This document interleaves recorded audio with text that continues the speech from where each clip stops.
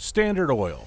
Have you ever heard the expression, he who works all day has no time to make money? Sounds like nonsense, right? Meanwhile, the words belong to the first ever dollar billionaire and business shark of the oil market in the US. It is not about assembling some Macintosh or Apple in a garage.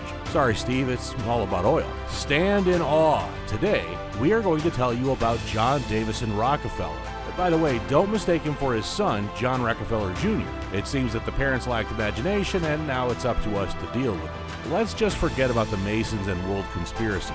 You've surely already considered that, yes? Give it a rest, man. It's not serious. We're going to discuss only business, so to speak. And when it came to business, this guy was really good. He caused such a stir in the U.S. oil market that the oil industry gods freaked out. As a result, he created a giant company modestly called Standard Oil. If we get in a DeLorean and ask Doc and Marty McFly to drop us off in mid-19th century America, do you remember the Back to the Future movie? Of course you do. Well, first of all, we will be shocked, and secondly, we will see that the U.S. already knew about oil at that time, except that it was being collected wherever it could be. Whether it was a puddle on the surface or some dripping in a mine, and a bottle or two was collected. We wouldn't even call it mining. There was no electricity in the United States back then. The source of light was lamps, which were filled with all kinds of crap that could burn. Sometimes it was an explosive slurry that could explode, so that at least you had to change paint on the walls. Sometimes people used whale oil, but whales are not endless. At that time, people almost killed all the whales because of that. To make a long story short, the whales were saved by kerosene. Yes, don't laugh, people invented kerosene from oil and voila, the whales were safe. They probably even celebrate kerosene Thanksgiving. So all those who were collecting oil in bottles from puddles were relying on kerosene. It guaranteed the demand for oil, but to make big profits, they had to increase production. The party began in 1859, when former railroad conductor Edward Drake, known as Colonel Drake, drilled the first well, about 69 feet deep in Pennsylvania. If only he had known how those 69 feet would change the U.S. economy and living standards. This way of extracting oil made things go much more briskly. In addition to Pennsylvania, other states joined in. Pretty soon, everyone was drilling. That would have its impact. Unregulated markets, lots of companies, huge supply, but then John Davison Rockefeller got wind of the discovery. John Davison Rockefeller was born on July 8, 1839 in Richford, New York. John was the eldest son. Today, when you hear Rockefellers, you immediately think of immense fortunes. It wasn't always like that. John's father was a weird guy who seemed to be a woodcutter at first, but later, perhaps struck by a tree, he declared himself a botanical doctor and started selling miraculous elixirs that cured all diseases. Anyway, he was engaged in shady affairs. He spent all his time somewhere else, but not home. Everything fell on his mother's shoulders. John was a hard worker. He made his living helping neighbors, raising turkeys, selling sweets. In short, a hustler at heart. In 1853, his family moved to Cleveland, Ohio, where John attended school and then grinded away at accounting studies in a college. In 1855, at the age of 16, he took a job as an office clerk in a commission firm in Cleveland. Just imagine, a 16-year-old boy was already working in an office. You would think he'd stop there, but not at all. John quit the company. Whether the guy got bored or realized that it wasn't up to him to work as an employee, soon he found a partner and they opened a trading company, Clark and Rochester. They traded hay, meat, grain, and other stuff that everybody needed all the time. The Civil War broke out and the guys arranged for supplies for the army, making a lot of bucks. John's instincts did not ignore the rising demand for kerosene. He made a timely acquaintance with the talented chemist Samuel Andrews and kept an eye on the oil bustle in Pennsylvania. Damn it, John, what are you? Where did you get that gut feeling? Only a blind man could not see that the oil industry was going to boom. Well, John was not blind at all, and in the very early 1860s, he, together with his trading company partner and chemist Samuel Andrews, launched the oil business in Cleveland. Moreover, they did not just start sucking oil from Mother Earth, but also started processing oil into excellent kerosene, selling it to those who were afraid of the dark, and kerosene was needed in every home.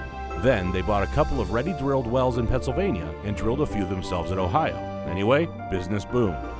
A few words about John's partner in the trading company. His name was Morris Clark, and he came to the U.S. from England. As a businessman, he was also quite good. But just as the oil adventures began, whether they had a quarrel with John Rockefeller or John had a grudge against migrant workers, in 1865, John bought Clark's stake in the company at auction for an insane sum of $72,500. Now, those who sold bitcoins for $500 must be experiencing a similar feat. That marks the beginning of the Rockefeller and Andrews Oil Company. In 1865, they would earn about $200,000. Thank you, Clark. But they weren't the only smart ones. The company was one of 30 oil refineries in Cleveland. Oil production went up and down. The price was bouncing like a ball on a basketball court. And of course, the frequent price drops were a painful shot in the growing ass of John's oil business. John would not be John if he simply left things as they were. In Cleveland, he found an already successful refinery owner, and they made an alliance. Jointly, they had major influence in the oil industry in Ohio, so they could affect the oil price in the region. It was the first partnership and expansion of the company. The first, but not the last. In Ohio, more and more kerosene lamps were burning on Rockefeller kerosene. John Rockefeller was clearly determined to become the big boss in the oil industry. He kept convincing the oilmen to join his gang. A reminder, there was a lot of competition nearby, i.e. an oversupply of oil was causing prices to drop sharply. So joining the reputable Uncle John wasn't the worst idea. Moreover, he was also improving the quality of the kerosene he produced. Rockefeller's kerosene was cleaner and didn't stink like other producers' products. Besides, he introduced pipelines. Anyway, he wasn't slowing down, but only growing. So, in 1870, Rockefeller merged some of the adjoining companies to create Standard Oil. Is it a wonderful story of partnership? Well, not all events were so amicable. John was forcing his competitors to join Standard Oil. This monster had arranged with the railway officials to carry Standard Oil's oil products at ridiculously low prices. Meanwhile, the fares for the competitors should be sky high, a cold-blooded premeditation, like your ex-girlfriend's heart. As a result, Standard Oil got a great opportunity to lower the price of its kerosene, which was also the most luxurious, so that the competitors would damn all the oil gods, bowing down to John or self-destructing. Nothing personal, just business. Nobody likes figures, but you should know that these obscene Standard Oil tricks reduced the price of kerosene from 58 cents to 26 cents. Customers were excited since now they could keep the light on in the bathroom all night long. The dialogue with the competitors looked something like this. Outside our company, no one has a chance, but we'll give everybody a chance to come in. You have to give us your oil refinery, and I'll give you Standard Oil stock or cash, whatever you prefer, for the price we bid on it. It will be for your own good. Between February and March 1872, 21 of Cleveland's 26 refineries were purchased. I would not like to stand in the way of such a monster, especially on the railway. John Rockefeller kept being fierce and took complete control of the Cleveland refining industry. Can you imagine how many curses were sent to John back then? I mean, how the hell he didn't get killed? By 1879, he owned 90% of the refining capacity in all the United States. 90%, and that empire was only growing. In 1882, the Standard Oil Company and its subsidiaries, which were engaged in oil production, refining, and marketing, were merged into a trust. It is when all the partner companies seem to be owned by the partners, but in fact belong to one person, and all decisions are made by that person. And in fact, that person was John Davison Rockefeller. And that's a fucking monopoly all over the US. The monopoly is simple. It's not a board game, although it's that too. First of all, it is an organization which is so influential in its field that it can do whatever it wants with the market. If they want, they'll drop prices, squash any unwanted competitor, and so forth. Everything is well designed. They have their own people everywhere, even in the government. It's kind of unhealthy competition. Various lawsuits have been filed in Ohio against Standard Oil, but all of them have not progressed on a large scale. It seemed to be a positive thing since the management was competent, knowledgeable, and had brought the oil industry to a very high level. But the Standard Oil Trust could now exert influence at a state level, and the state does not favor that kind of thing. But what do you think happened next? Well, naturally, the big men got involved. In 1890, John Sherman, a senator from Ohio, proposed an antitrust law allowing the federal government to liquidate any businesses that prohibited competition. What a sly-ass senator. And the Standard Oil Trust was just a model of such an establishment. In 1892, the Ohio Attorney General filed a lawsuit against Rockefeller and his company. The state won the case, but Standard Oil appealed the decision. Then, in 1911, the United States Supreme Court ultimately ruled that Standard Oil should cease to exist. Then the company broke up into many subsidiaries.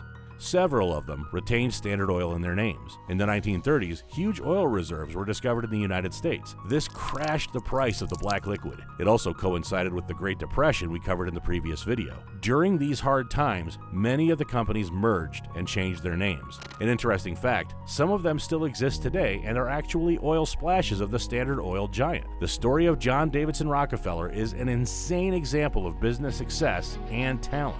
He was also a big philanthropist, but that's another story. On the one hand, this story obviously demonstrates how one person can change the world thanks to his intelligence and persistence. On the other hand, it reveals all the disadvantages of capitalism of that time. On the one hand, Rockefeller gave people light and warmth at an affordable price. On the other, he created a monopoly which choked weaker companies.